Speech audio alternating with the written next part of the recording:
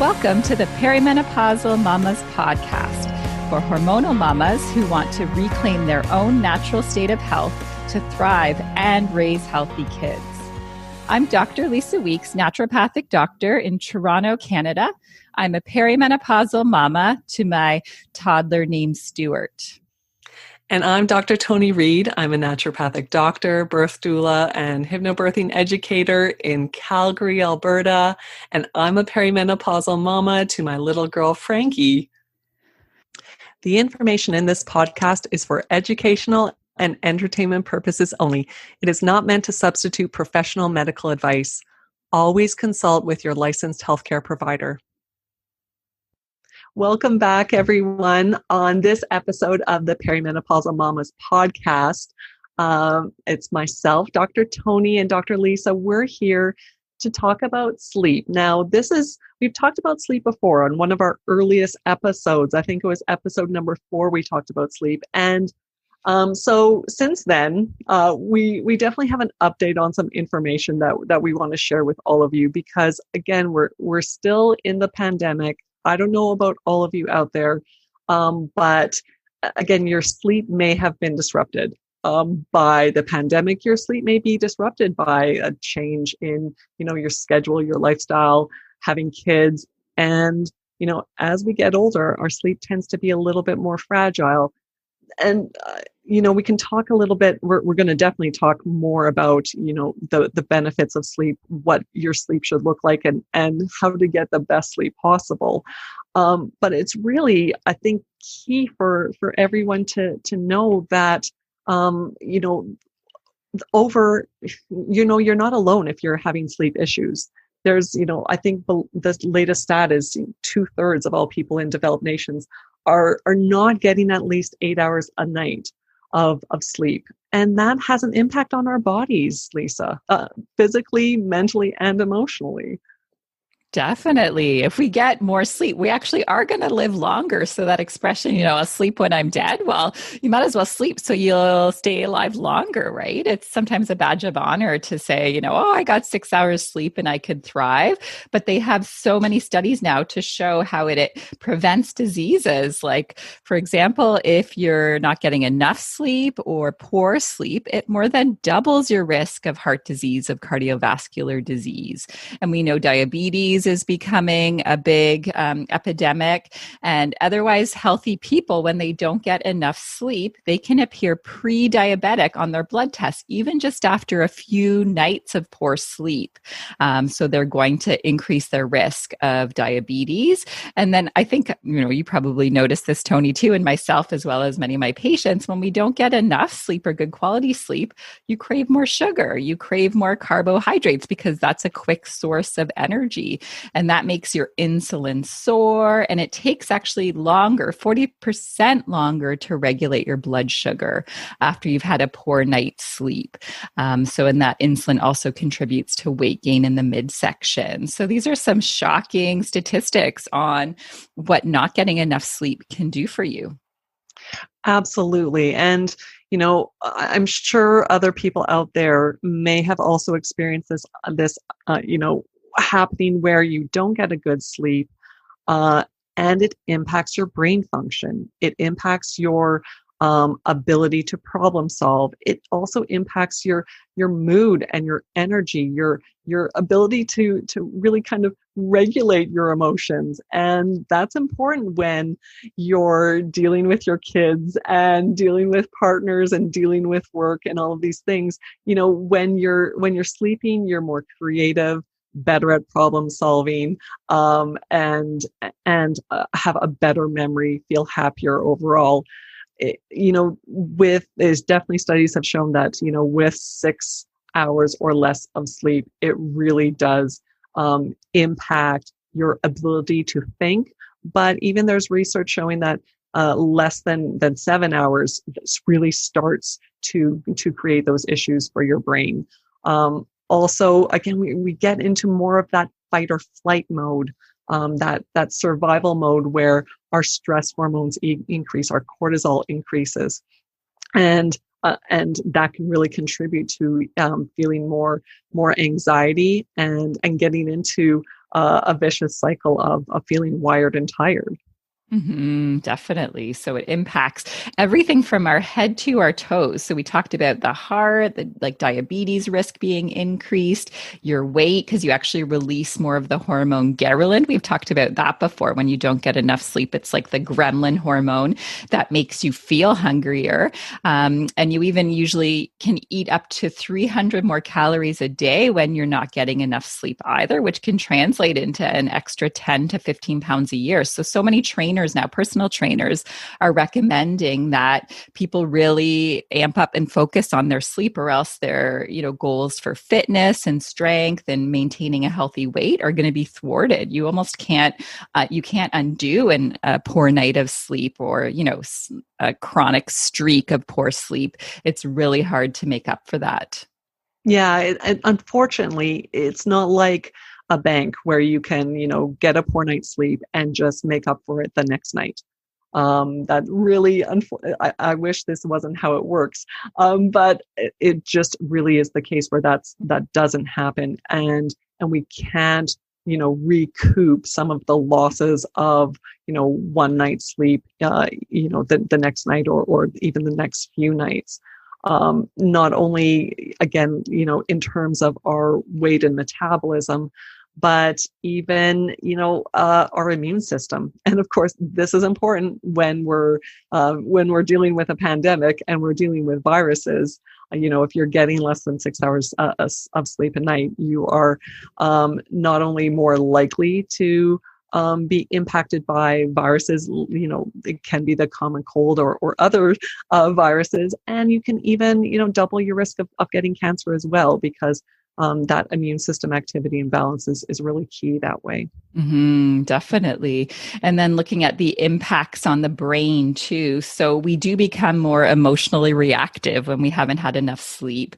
Our amygdala is kind of that primitive area of the brain. And when we don't get enough sleep or good quality, we don't really have that filter or the communication from what's called the prefrontal cortex, which kind of like down regulates that response to stress or to anger or fear. So I think, as parents, we can notice that too. If I don't get enough sleep, I can be more snappy, more short, more emotional for sure.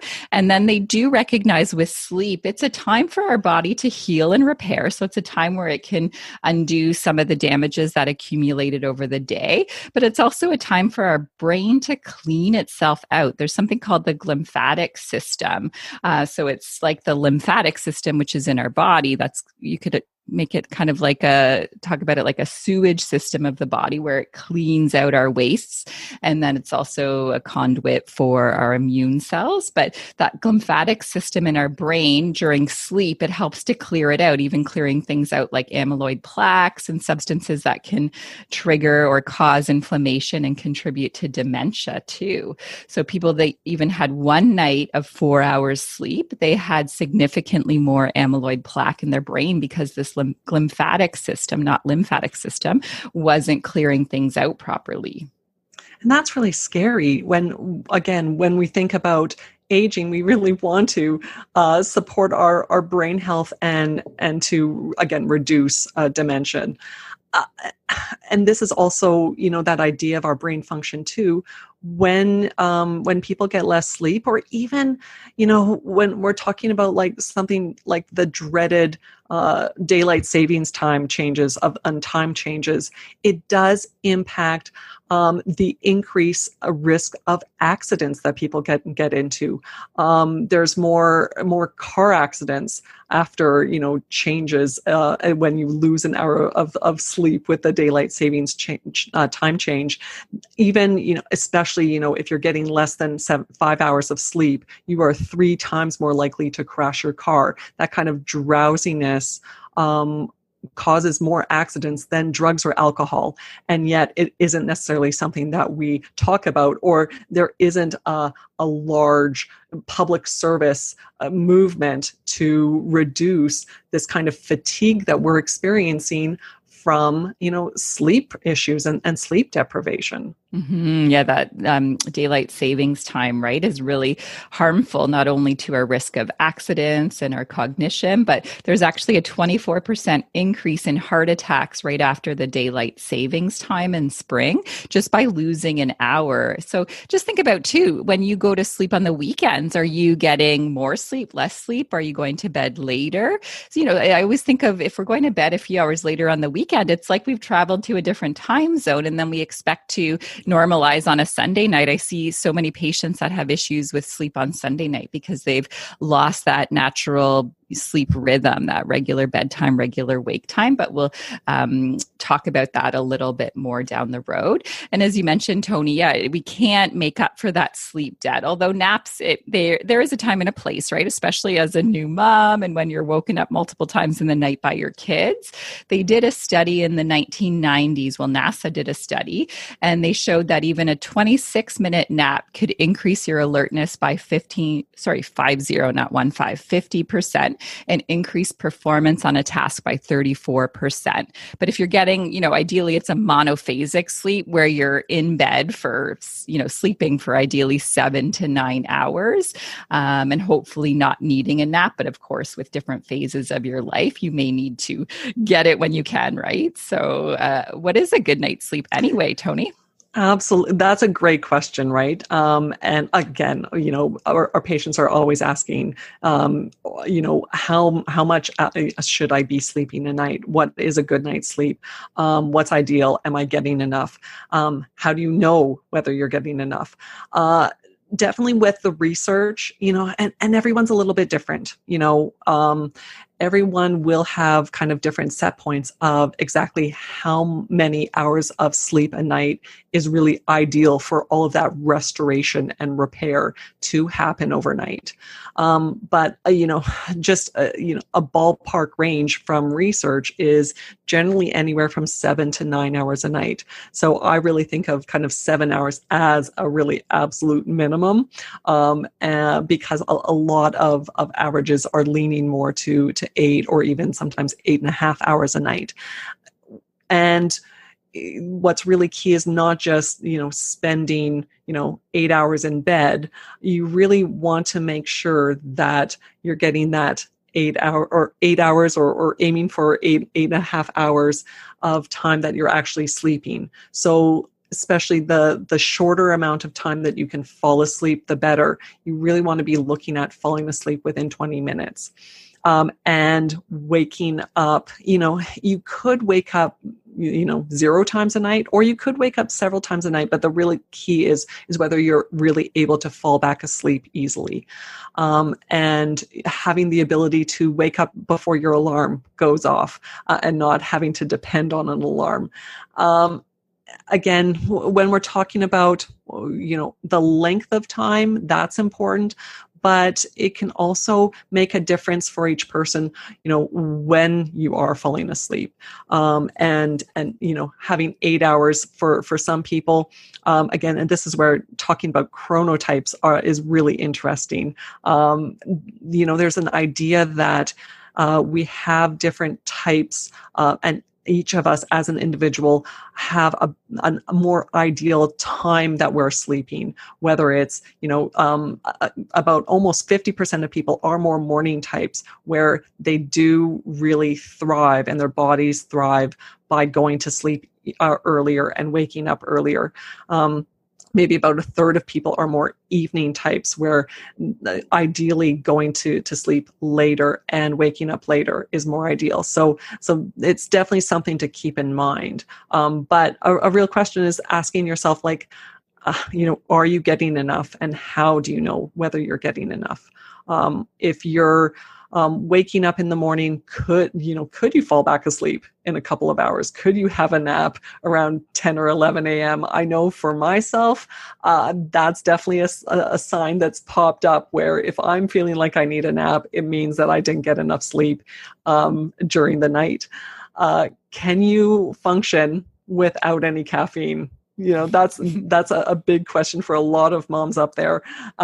And I mean, do you need your alarm to wake up, or again, those of us with kids, we may have our kids as our alarm. They can be our alarms. So then timing your bedtime to correspond to, okay, how many hours do I need? Like what time do I need to get into bed so that I'm getting enough hours sleep before the kids wake up? Because for sure, when Stuart was an infant, I was known to be in bed at 8:30 or 9 because I knew of all the wake up times in the early mornings. I wasn't going to get, 6 hours or, I wanted to get 8 hours, but I was lucky if I got 6 hours even doing that because the feedings were taking so long and the pumping sessions.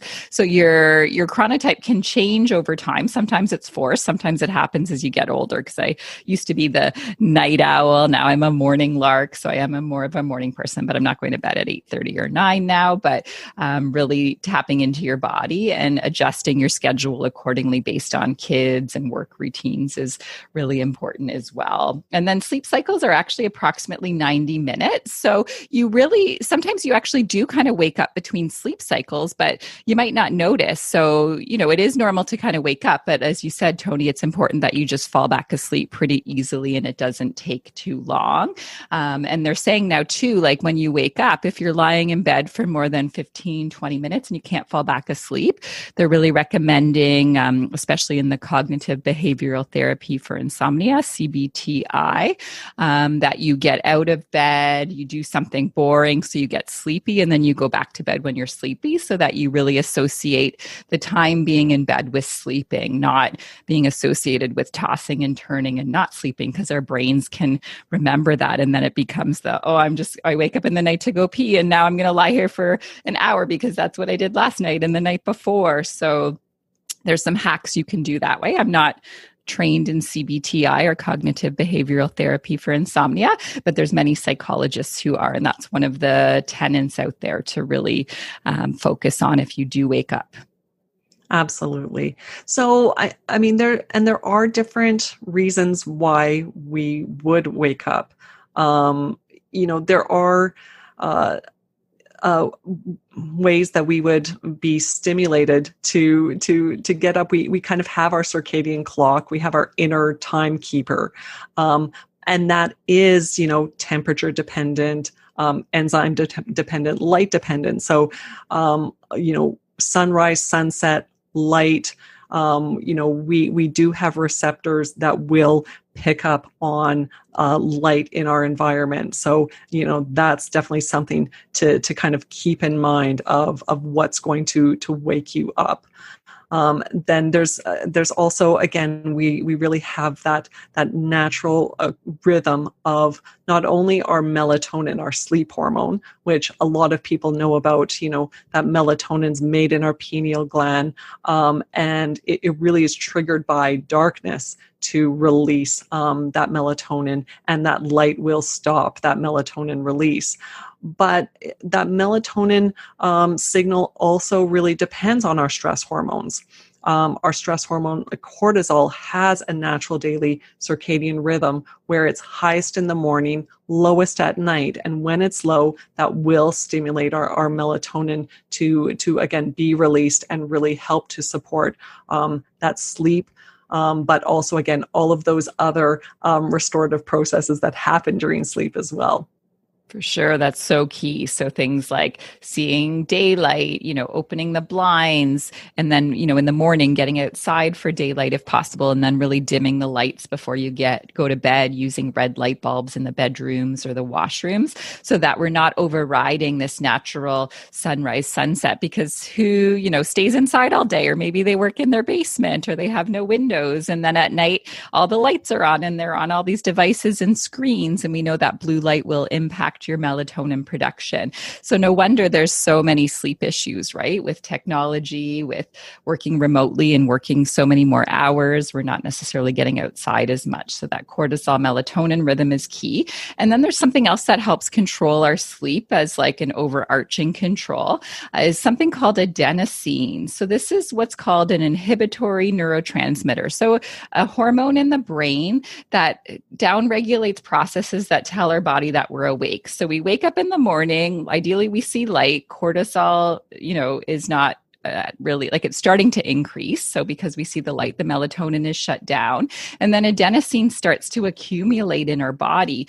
And it's a substance or neurotransmitter that makes us feel drowsy. So as the day goes on, it should get in high levels so that when it's bedtime, we're ready to go to sleep. We're tired. But things that can set back or influence that adenosine are things like caffeine from green tea, black tea, coffee, soft drinks, chocolate. So the structure of a substance in there looks like adenosine, and it blocks your adenosine from working. So you're not going to accumulate as much adenosine. It's not going to have the same effect. So no wonder these substances like caffeine and chocolate give you a little bit of a boost. But it means when it comes to bedtime, your adenosine's not going to be at that same level. You're not going to feel as drowsy. So it throws your rhythm off, and then you can't get as good of a sleep. And it can also impact, your what's called non-REM sleep, which is like the really deep sleep. So you're going to have impacts with that too. And yeah, Lisa, a lot of our patients too are coming to us where they're already taking some sleep aids. Things like prescription sleeping pills and even cannabis. And there's a couple of things that is really important to be aware of with sleeping pills. Even though again they're prescribed and they are sedative, they're not necessarily supporting a true sleep. They're not getting that deep restorative sleep that is really important. They don't help us, especially in terms of our brain function, to even like consolidate our memories. And what's also really important to know of is even if you are just using those sleeping pills every once in a while, there is an associated increased cancer risk. And, those health impacts really can take hold even if you're only using it like 3 times a year. So that's really something for people to be aware of, and something to look at some other ways of supporting your sleep. And this is where a lot of people are also reaching out for cannabis. What's really important to be aware of is more recent research is really suggesting that any cannabis that has THC, again, acts as a sedative, but it's not getting that deep restorative sleep. So it really isn't the best sleep aid. And when you stop that THC containing cannabis, you can get more rebound insomnia if you stop. So and create more dependence. For some people, it also increases, paranoia. This isn't, and more of the recent research is suggesting that this isn't necessarily the case with cannabis that is just has the CBD in it. So again, CBD may help without some of those negative effects of THC. So that's something, for people out there to be aware of. For sure. Yeah. And even with the sleeping pills, I have patients who've come to me who have taken them. And it's scary because they can get up in the middle of the night and sleepwalk and actually sleep eat. And they have no recollection until in the morning they go into the kitchen and there's food out on the counter or the table. So it's definitely impairing our brain waves and, what's happening in our brains. So their body is still moving, but they have no recollection of it. So it's not something you want to mess with. So hopefully the other recommendations we discuss will be more beneficial for you without the side effects. Thankfully, there's a lot of other things that you can do to support your sleep. Mm-hmm, definitely. Absolutely. So again, what can wake you up? What can cause poor sleep?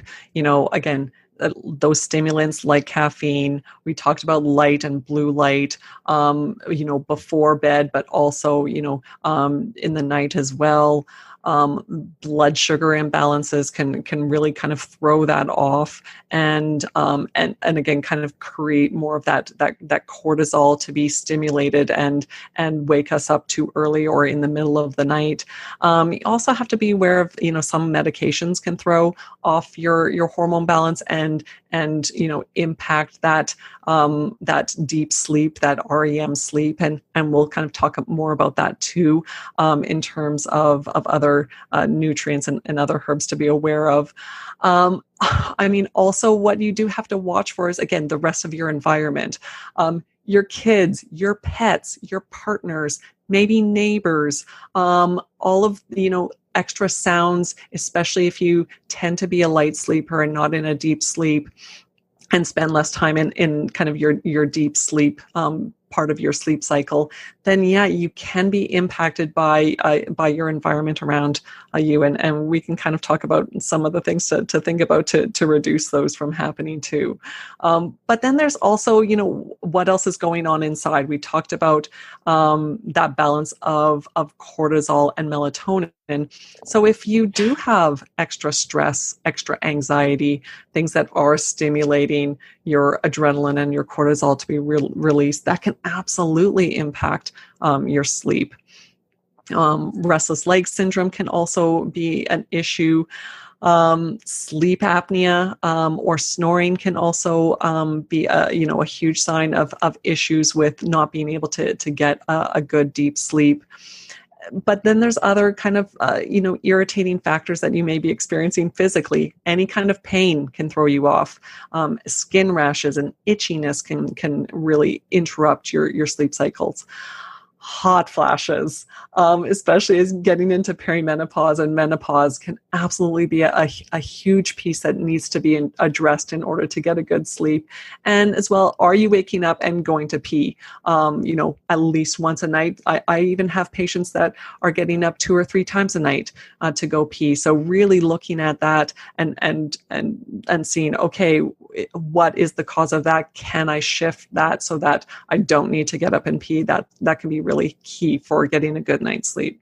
For sure. Yeah, really great information, because you really want to hone in on what's interrupting your sleep. You want to have those base foundations, supporting the cortisol and the melatonin, helping that adenosine accumulate, but then layered on top of that are all these other causes. And then even something as simple as lowering the thermostat's really key, because sleep really does depend on the melatonin produced by your body, as well as the temperature dropping in your body by about 0.5 degree or so.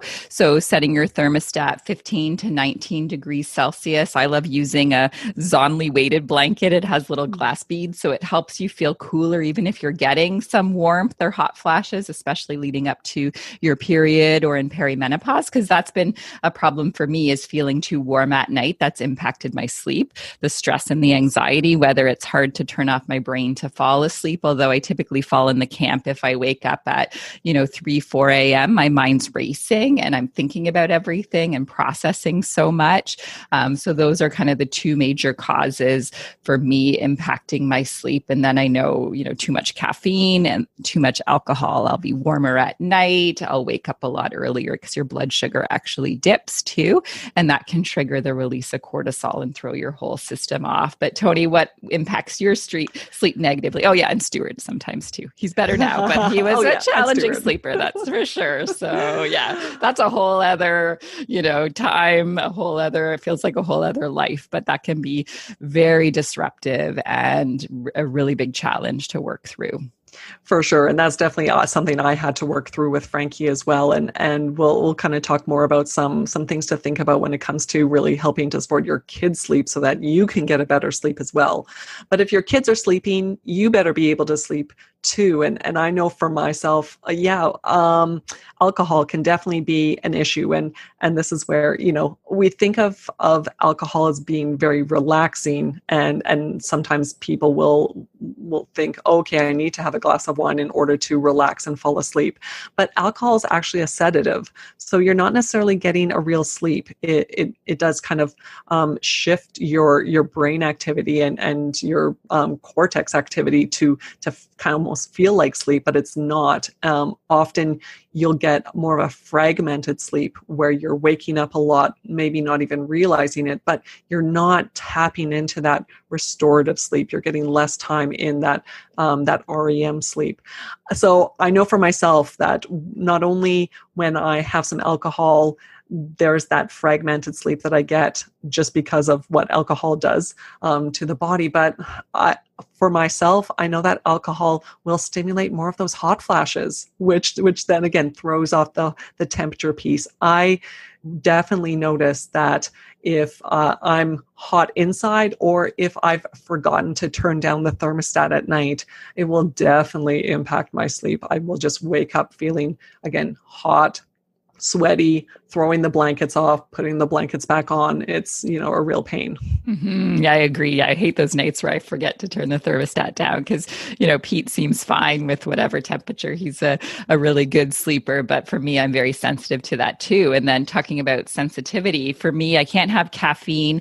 I usually stop drinking caffeine about 10 a.m. And then I have a little bit of dark chocolate after my lunch. But I know if I push that back or have a cup of tea after lunch or in the afternoon, I'm going to be impacted. So the half-life of caffeine is about 6 hours, which means the quarter life is about 12 hours, meaning there's a quarter of it left in your system after 12 hours from ingesting it. And for some people, as we get older, we can't process the caffeine as well. Our sleep is more fragile, as you said, Tony. And even our liver enzymes don't metabolize things as well. So it can impact the quality of your sleep too. You may not go into a deep sleep or you may have trouble falling asleep. So really, analyze that as well.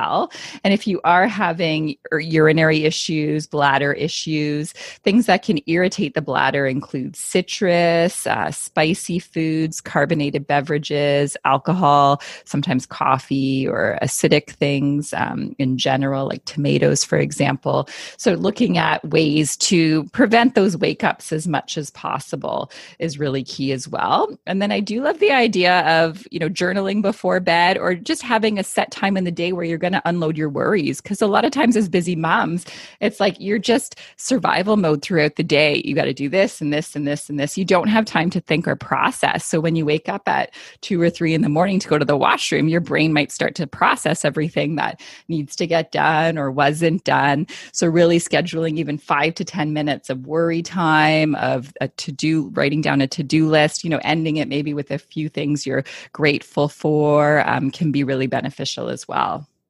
Yeah, and that's also where I found a real key for me is even scheduling some meditation time or some deep breathing time right before going to bed can really help to, again, quiet the mind and kind of get me into a place where I'm, again, not thinking about work or things to do the next day, or all that list of things to do even for the week.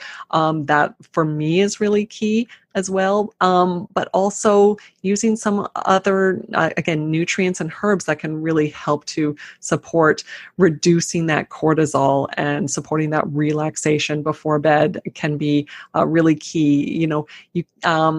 We've definitely talked more about teas and some of those nutrients to use before bed, whether it's chamomile tea or tulsi tea or lemon balm. That can be part of like a calming bedtime routine, after turning off the screens and turning down the lights, so that there's less stimulation of light. But also using the essential oils. Sometimes people find lavender very relaxing. Some people can feel more stimulated with lavender. So even using something like cedarwood can be really nice. You can diffuse it in a room or, mix it in a carrier oil and put it on the bottoms of your feet. Or even, putting a bit on a cotton ball or a Kleenex in your room can help to kind of diffuse that scent as well. So that can be really key. Also, things like my favorite nutrient, which I'll talk a little bit more about, magnesium, can be really helpful for reducing that cortisol. Herbs like passion flower, GABA, or other herbs can really impact our GABA receptors, can really help us feel more relaxed. It really does kind of reduce that stimulation of the brain. So even things like magnolia and again, lemon balm, chamomile can also be really great that way. Yeah, and adrenal support in the day can help too, using things like ashwagandha, for example, or other herbs. But you listed some great things that are commonly recommended, but you want to see your healthcare practitioner, your naturopathic doctor one-on-one to make sure it's right for you and safe for you. But my favorite go-tos definitely are magnesium. I do take a little bit of melatonin before I go to bed. At times of stress, I'll take some passion flower and GABA together, and I find that really helps to calm my mind. But it is about that sleep routine and having ways to unwind. And I know a lot of people fall asleep with the TV on, right? They might be watching TV or listening to a podcast. And as long as you're falling asleep, and then, hopefully you're not falling asleep in bed to the TV, because then that's, you're starting to associate watching TV with being in bed. But ideally you get drowsy on the couch and then you go upstairs. Hopefully you haven't quite fallen asleep, because you do want to train falling asleep to being in bed, but hopefully it's made you drowsy enough that you crawl into bed and fall asleep. But you want to be careful, right, with that association, because so many people I know do fall asleep on the couch watching TV for a long time, for maybe half an hour, 2 hours, they're snoring, and then they go to bed and they might have trouble falling asleep in bed because they're used to falling asleep on the couch, or they might wake up in the middle of the night because they haven't processed what's gone on in the day, because they're using TV as like a passive relaxation, as I call it, like it's a way to kind of zone out. So then if you haven't unloaded your thoughts when you wake up in the middle of the night to go pee or for whatever other reason, then your brain can start to be processing a lot at that time too. So just being careful. And then even with the screen exposure, thinking about blue blocking glasses as well. And with melatonin, we get a lot of questions about melatonin too. A lot of people take too much. So you typically only need about 0.5 to 3 milligrams to help you fall asleep. If you take too much, you definitely can have more side effects, which could be grogginess in the morning, hard to get out of bed, maybe some really vivid or strange dreams. And melatonin's most studied with jet lag, or if people are doing shift work and they're trying to go to sleep when it's actually light outside and their cycles are shifted. But it still can help with how long it takes for you to fall asleep, and even sometimes the depth of sleep. But we know it does also help with our immune function. It's antioxidant. So it's something to consider, but it's not for everybody. And if it doesn't work for you, well, you might have another reason why you're not sleeping. You may be making enough melatonin, but you might have other issues in the other areas we discussed. And as a side note, we'll talk about testing, but you can actually get your melatonin levels tested through the dried urine test for comprehensive hormones, the Dutch urine test. It measures your melatonin levels, which is fascinating. So I've seen a lot of people come up low and they think they're fine. So that's just a side note there. Absolutely, especially since, there was an interesting study that looked at reading before bed, because we think, reading again can be that nice, passive, relaxing activity before bed, but it makes a difference what you're reading. Are you reading a book with paper, or are you reading on an iPad or your phone or on a screen? Because one study showed that reading on an iPad actually suppressed your melatonin levels by half, by 50%, and it delayed the onset of sleep by even around 3 hours. So that's something to really look at. How are you supporting your melatonin levels? Are you just relying on taking a melatonin pill? Or can you actually do things to increase your melatonin levels, what you're producing and what you're releasing by yourself? So that's also something to look for in terms of that light production, the light that you get during the day versus the light that you're getting in the evening as well. And people may not be realizing that. I know. I think it's really overlooked, right? So tapping into those things that help boost your melatonin and help with that melatonin cortisol cycle is really key.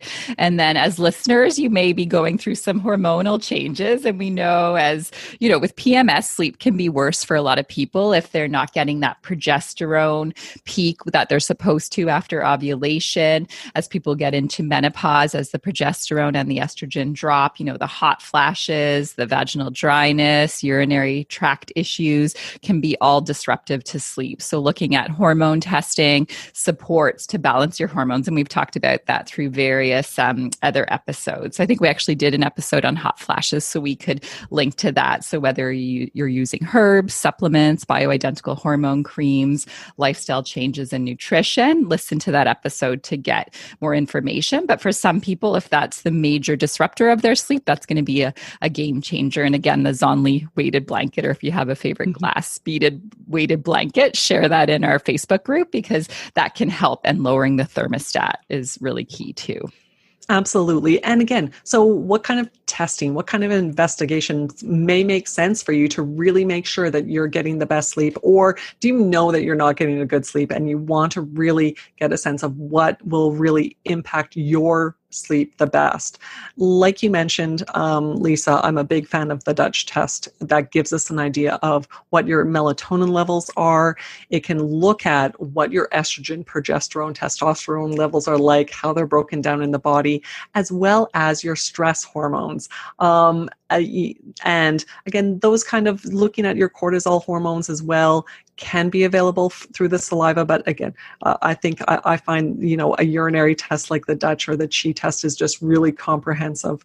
I know before, when I've done cortisol testing myself, I'll never forget, I had decided that I was going to do it one particular night. I didn't really realize that it was the same night that the finale for Survivor was on. And I'm a big Survivor fan, from a long time. So I've been watching this like reality show for years.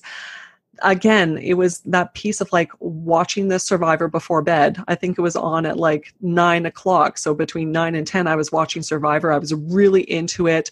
I was, really, it was an exciting show. So when I got my saliva hormone results back, and looked at those cortisol levels, my cortisol was had the normal peak of like peak in the morning, it dipped down in the evening, and then my sample right before bed had spiked in terms of that cortisol level. So that's where this kind of testing can kind of give us that idea of, are you being too stimulated at night, or what other hormone issues are going on? That's fascinating. Yeah. So you think about the types of shows you're watching. I like to watch boring shows because I'll feel wired up and harder to settle down. And then also if people work out late at night, and so many hockey teams, they have ice time when rinks were open, scheduled 10, 11 o'clock. So no wonder people can't settle down. First of all, they're in bright lights. They're exerting themselves. They're taxing their adrenals at a time of the day when they're supposed to be unwinding. So in those circumstances, if you still want to get your workout in, it's still is exercise, but something like a nice strong Tulsi tea that you've steeped for 10, 20 minutes after your nighttime workout. Hopefully you just watch a boring show instead of a stimulating one. But if it's the Survivor finale, have some, Tulsi tea after. Hopefully that would help, right? So we're having a strategy to really actively unwind through meditation, yoga nidra, or other things as well. Definitely. In terms of other testing, you can always look, if you are having more nasal congestion, which is leading to snoring, looking at food sensitivities or allergies can be important to look at. And I found for patients that can be really helpful in terms of supporting their sleep. If you're having, again, urinary issues, you may want to not only just reduce those bladder irritating foods, but you may also want to see a pelvic health physiotherapist and really get an assessment to look at muscular tone and look at, specific pelvic exercises to really support you. And if you're having other types of pain, definitely I often will recommend seeing a physiotherapist or osteopathic practitioner, getting some imaging to really get a sense of, what is happening with that pain, what's going on, and what is the best way to reduce that pain and really get that pain treated so that it's not interfering with your sleep. Definitely. And then if you have a snoring partner, you may have heard the term sleep divorce, Mm. but more people are opting for this option because if your partner tosses and turns or they're keeping you awake with their snoring, commonly now people are sleeping in separate rooms. So they may start off the night having a nice cuddle and some alone time, and then going off to their separate rooms to actually get their quality sleep. And then maybe they'll schedule having a little bit of cuddle time in the morning again. So they still have that connection and that contact, but they're getting a deeper sleep, and then they're going to be in a better mood. They're going to be less snappy at their partner. Their libido is going to be higher, in the day or in the morning. So that's something to consider. And yeah, if you have a partner who snores, there's definitely, in my opinion, nothing wrong with that. There's a lot of stigma around it, but as we saw and as we discussed over this episode, just how important sleep is. So figuring out a way that works for you and your partner is another option. And then having ways to tone out outside noise that maybe you don't need to hear, like the barking dog outside, the noisy neighbor having their party. So you might use a white noise machine. I think, Tony, you have some strategies there too, or earplugs. But, if you have kids, I understand you might need the monitor near you, but at least you could drown out some of the other sounds. But what do you like to use for the noises, Tony, in your neighborhood? For sure, especially, to really support Frankie's sleep so that the rest of us can sleep. I use both a white noise machine and just have the bathroom fan on because that can really, again, drown out those extra noises. If you have a partner that snores, again, sometimes earplugs are necessary, especially if someone is snoring, whether it's you or your partner. It would be I really highly recommend getting a sleep study done with medical doctors, especially doctors who are specially trained in sleep science. It's really key. But if that's not possible, yeah, you really need to kind of take care of yourself. Use those earplugs, or whether you put on a humidifier in your room or an air purifier for some extra noise. Or again, looking at, doing some testing. The sleep studies by doctors is the most accurate way of really looking at how you are sleeping, or, are you waking up? What kind of sleep cycles are you getting? Less accurate is definitely using some of those sleep apps or kind of an iPhone or that kind of thing. Even more accurate than those is using something like an Oura Ring or a Whoop strap that can kind of give you a little bit more accurate information without having to go to a sleep study to really get a sense of again, what your sleep cycles are like.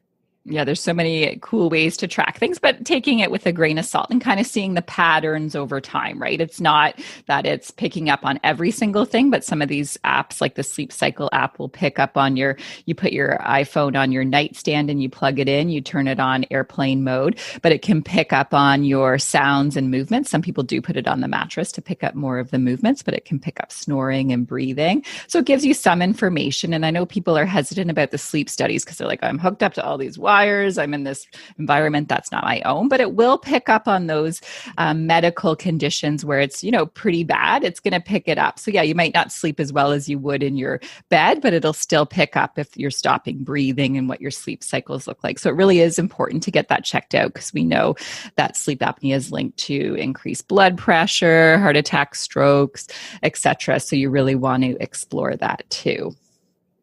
Absolutely.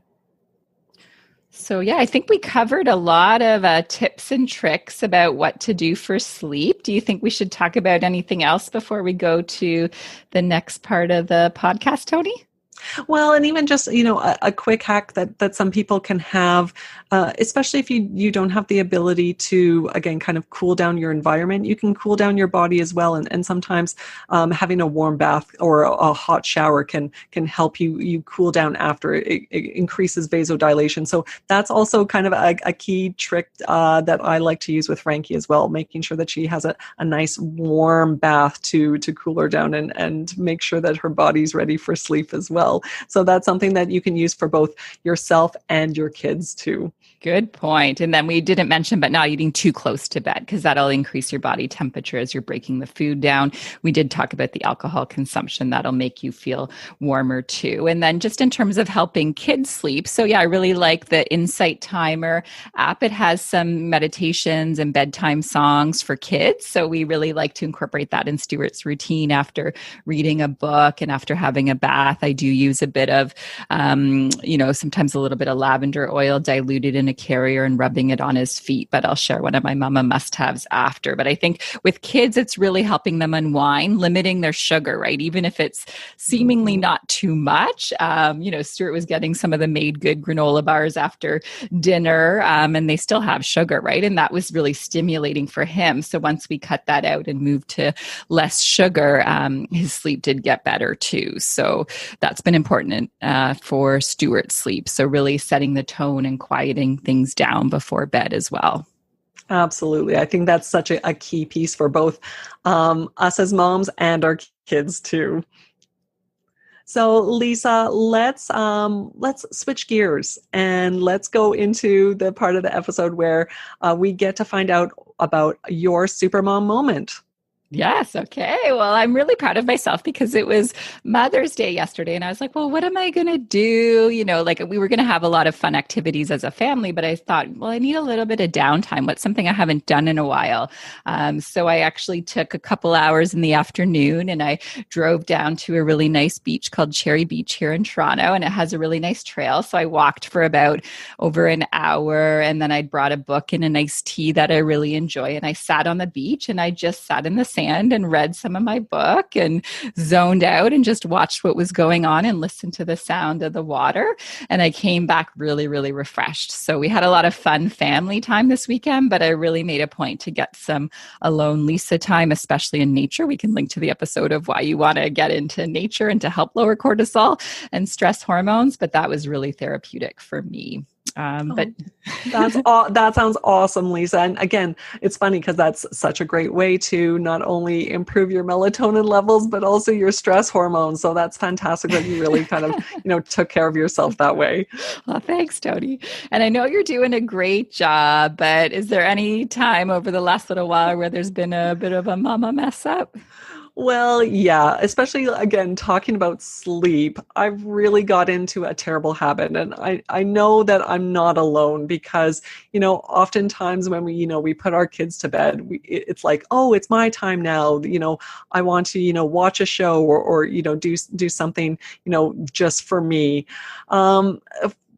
I really got into a bit of a rut with watching Netflix too late. Especially this weekend, with you taking care of yourself, I kind of accidentally stayed up until 1 a.m. The other night watching Netflix, watching a series and kind of binging it. The next day, I really felt it because, again, Frankie's going to wake me up in the morning. Just because I stay up late doesn't mean that I'm going to be able to sleep in. And so the next day I was just like not functioning as well as I know that I can. I was less calm, less relaxed. I was kind of more snappy. And then we went for, a kind of a spontaneous Mother's Day road trip. And when we were going, and again, Frankie had to go to the bathroom, we were in a town. So I was like looking around to see what kind of washroom was open. And I was just frantic and just not thinking clearly. My brain just was not functioning well. And thankfully, hopefully she didn't pick up on that. But again, our kids can really pick up on a lot of things too. So I felt bad about that. And even though, again, mama mess up, I definitely learned my lesson. When it comes to Netflix and watching a series, like check how many episodes that series is. Check how long the episodes are before I really commit to watching a certain amount or trying to finish a series in one night. Oh, well, we've all been there. It's so fun at the time, right? But then now that we know, we are woken up at a certain time the next day, it's like, oh, that's why I don't do that too often. But it sounds like you were enjoying a show and you learned something from it. Yeah, that being said, time to get back to a reasonable bedtime so that I can really get a good sleep, not only for myself, but for everyone around me as well. Nice.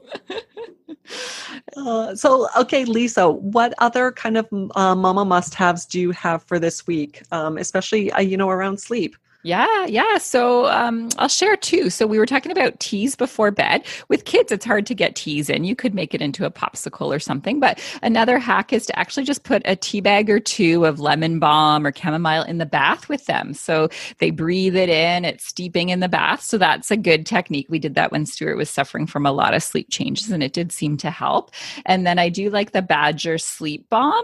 It's a kind of like a shea butter base that it smells a bit like lavender. I rub it on the backs of Stuart's hands where his knuckles get dry from all the hand washing, and sometimes on his feet as well. So I find that's a good way to kind of get a little bit of lavender scent without it being too strong. But Tony, what's your mama must have? Great. Yeah, my mama must have for this week is definitely some strategies that we use to really help to support Frankie's sleep, but even for my sleep as well. I'm a big fan of magnesium.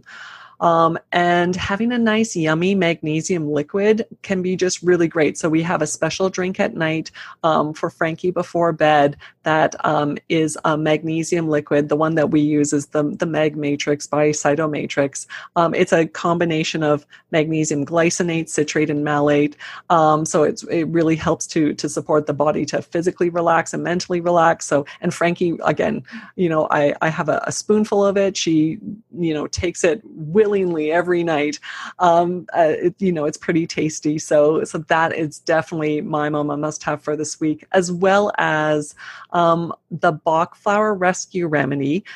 It's a combination of different flower essences, so very dilute amounts of different flower essences put together. And they actually have a nighttime bedtime spray that you can use to just help to give you a little bit more gentle support to help to relax. So again, Frankie willingly takes it at night. And again, I use it during before bed. But even, if either of us wakes up in the middle of the night, that can be an easy go-to to just do a couple of sprays to help to get more relaxed and fall back asleep easily. I love those recommendations. I forgot about the Bach flower rescue remedy. And yeah, we do love magnesium in the house, but we'll pull that one out. Thanks, Tony. Oh, absolutely, for sure. So what's happening with you, Lisa? Is there anything that people should know about outside of again, your naturopathic medical practice? Yeah, definitely. So I'm still, I have a wait list for my fall enrollment of the Wild Collective Toronto. In this 10-month virtual program, as it is right now, we dive deep into hormones, into stress, into digestion and thyroid and more. But you can go to wildcollectivetoronto.com to get on the wait list, and then you'll be notified when I'm sending out more information, when I have the information session on it. So check it out. It's a great way to build connection, community, and sisterhood while getting an empowered health curriculum. And Tony, what do you have going on right now outside of practice and momming? That's a verb. I just made it up. Well, in addition to momming, I'm teaching my next hypnobirthing info session this month. Lots of expecting parents are looking for ways to relax. Relaxation and really tapping into your instincts is really key for the most positive, labor and birth experience. So you can definitely find out more info on the website hypnobirthingcalgary.com. Sounds amazing, Tony. Thank you. And thanks everyone for joining us today. Again, we'll have our show notes on our website, perimenopausalmamas.com. You can check us out there. You can also connect with us on Facebook and Instagram. We'd love for you to subscribe, especially if you enjoyed this episode. Please leave us a review and a 5-star rating, and that helps other perimenopausal mamas to find us too. Well, stay safe and healthy, everybody. Until next time. Take care. Bye. Bye-bye.